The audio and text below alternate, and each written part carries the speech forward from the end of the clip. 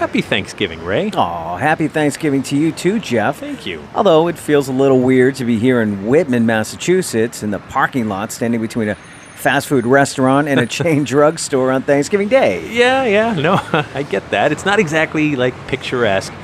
But let me ask you, All right. what's your favorite part about Thanksgiving? Oh, well, the food, of course. Sure. The turkey, the mashed potatoes, the stuffing, love stuffing, the fresh rolls, cranberry sauce.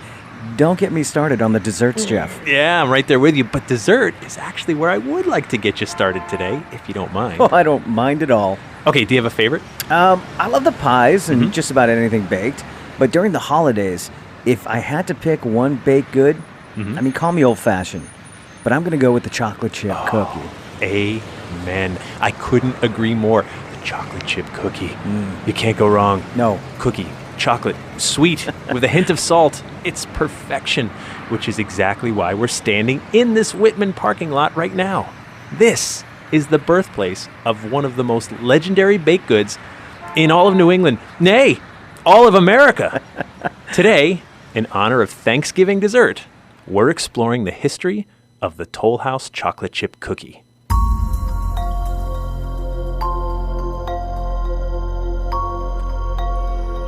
I'm Jeff Belanger, and welcome to episode 171, the Thanksgiving special of the New England Legends podcast. If you give us about 10 minutes, we'll give you something strange to talk about today. And I'm Ray Auger. Thank you for joining us on our mission to chronicle every legend in New England, one story at a time.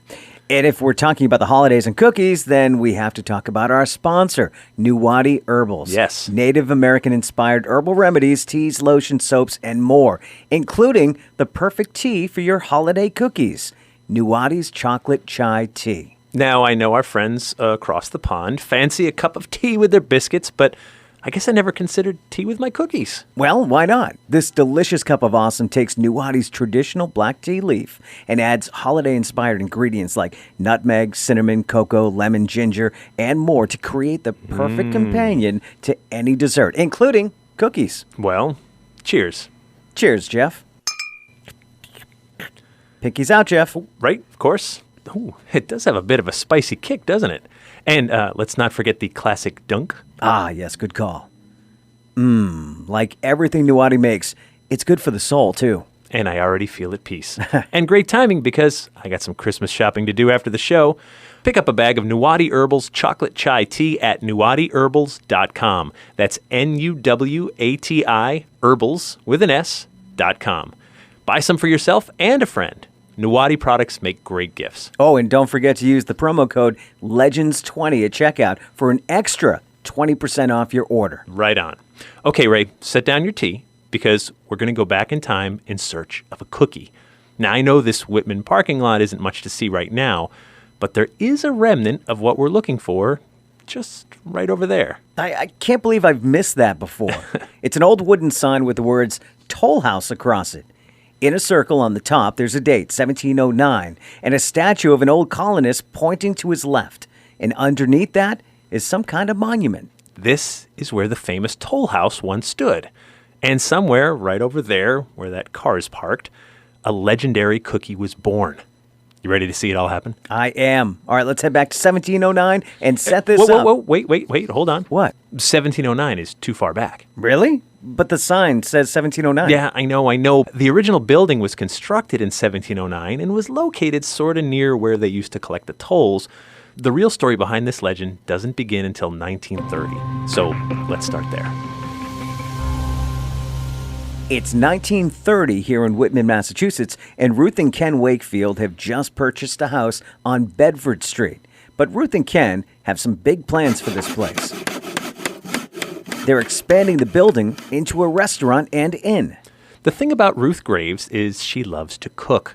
She was born in East Walpole, Massachusetts, raised in nearby Easton, and then attended the Framingham State Normal School Department of Household Arts. She taught home economics at Brockton High School, but also worked at a hospital as a dietitian and even lectures on food. She loves food, but her real passion is baking. She inherited many of her recipes from her grandmother, but she also has a knack for making up her own. Ruth meets Ken Wakefield, an executive at a meatpacking company, and the two fall in love. Their lives and careers revolve around food and food supply, so it's not a stretch that the couple dream of owning and operating their own restaurant. When they see the house on Bedford Street, they imagine what it could be: a place to serve great food and bring in wary travelers. After expanding the building, they opened the Toll House Inn with 7 tables for dining. They really play up this backstory of a toll house on the stagecoach route between Boston and New Bedford. That this was the place to stop for a meal, rest, and water the horses. And then, be on your way. I love it. Quaint New England stuff. It's genius. But not as genius as the food they serve. The restaurant is getting famous for its seafoam salad ring with lime gelatin, lobster dishes, and of course, Ruth's desserts like Boston cream pie, Indian pudding, and lemon meringue pies. Pretty quickly, those 7 dining tables aren't enough, so Ruth and Ken expand the place again. And now there's 60 tables, and the Toll House is becoming a local sensation. Meanwhile, Ruth is always baking something new in the kitchen, and business is booming. The Toll House Inn is a big success, but running a big restaurant is exhausting.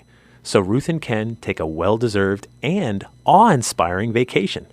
It's 1938 when they travel to Egypt. On the way home, Ruth is kicking around recipe ideas in her head. She explains. We had been serving a thin butterscotch nut cookie with ice cream. Everybody seemed to love it, but I was trying to give them something different. She's thinking about variations of her butter drop dew cookies. When Ruth steps back into the kitchen of the Toll House Inn, she starts mixing up some cookie dough. The plan is to melt some squares of baker's chocolate. Ooh, that stuff is really bitter. Right, it has no sugar or milk or any flavoring in it. So her thought is to melt it so that she can mix it into the batter. But there's a problem. What's the problem? There's no baker's chocolate in the kitchen. That's a problem. So Ruth does what all great cooks do. She improvises. She sees this bar on the shelf. Nestle's semi-sweet chocolate bar. It's been sitting there for a while because what do you even do with semi-sweet chocolate? Sure. Ruth figures she'll break up the bar and crumble it into the dough so it melts while baking. She grabs an ice pick and starts to hack the chocolate into pieces. She crumbles those pieces into the dough, mixes it up, and spoons them onto a cookie sheet. 10 or 12 minutes later, the cookies are done. Ooh, look, Jeff. They're coming out of the oven right now. Oh my God, they smell amazing. I'm drooling. Look at those cookies. But Ruth, she looks confused. I mean, she sees the cookies, but the chocolate, it didn't melt. Well, it melted, but it didn't lose its shape. And as the cookies cool, the chocolate that she chipped off the bar are solid again. Ray, should we try one? Oh, absolutely. Oh, man, these are amazing. Oh, yeah, it is. The dough balances with the chips. So good. And we're here to witness the birth. And we're not the only ones to love Ruth's little baking accident. Everyone who tries one of these cookies loves them. And soon, Ruth is baking more of them. A lot more. This cookie is getting so popular that folks are hounding Ruth for the recipe. And not one to keep a good thing to herself, Ruth shares it with those who ask. And even allows a Boston newspaper to print it. 1 cup of butter, 3/4 of a cup of brown sugar, 3/4. As the recipe makes its way through the newspapers, pretty soon home bakers all over New England are trying the recipe for themselves. And their families are going nuts. Meanwhile, the Nestle company is seeing a strange spike in sales in New England. You see, they made the semi-sweet chocolate bar for people who didn't want their chocolate overpowered by sugar. Okay. But also didn't want the chocolate too bitter like Baker's chocolate. The semi-sweet bar was not a huge seller. But then the sales are spiking in New England. And the company is trying to figure out why. Lastly, add the chopped nuts and the pieces of semi-sweet chocolate. Flavor with the vanilla and drop half teaspoons on a greased cookie sheet.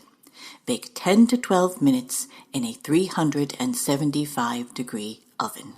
Ruth also prints the recipe in her own published cookbook under the name Toll House Chocolate Crunch Cookies. And boom, Ruth and her cookies is fast becoming a New England legend. I see what you did there. But then something big happens that'll turn Ruth's cookie into not just a New England phenomenon, but a nationwide, maybe even an international one as well. What's that? December 7, 1941, a day that will live in infamy. Japan attacks Pearl Harbor, and the United States is officially in World War II.